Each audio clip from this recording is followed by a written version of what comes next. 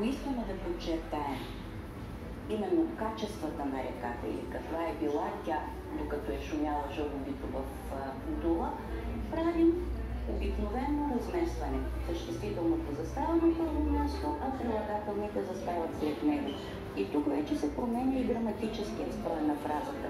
Членуваме съществителното. Реката, тиха и безводна, шумеше жълобито в Дула.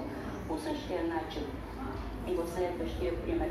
Само с смяната, с промяната на обичайното място на прилагателните, постигаме това обособяване, като логическото ударение вече пада върху прилагателните.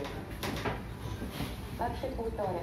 В устната реч всички внимания правим интуитивно, чрез интонацията си.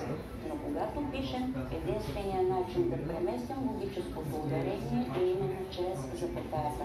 Защото запетаята е онзи знак, който напомня, че трябва да направим пауза преди да продължим с изречението. Другият начин да образувате обособени части и съответно да се ориентирате, трябва ли да има запетая или не, е когато превърнете подчинено изречение в обособена част. Напълно възможно и обратният вариант.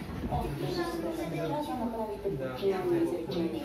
Ако можете да направите това с определена част, която ви изглежда съмнително, опитайте. Ако можете даден израз да превърнете в подчинено изречение, той е обособена част от изречението. И точно както в изречението, хората, които повярваха в него, го последваха, граждани подчиненото изречение и от двете страни, по същия начин обособената част се обраща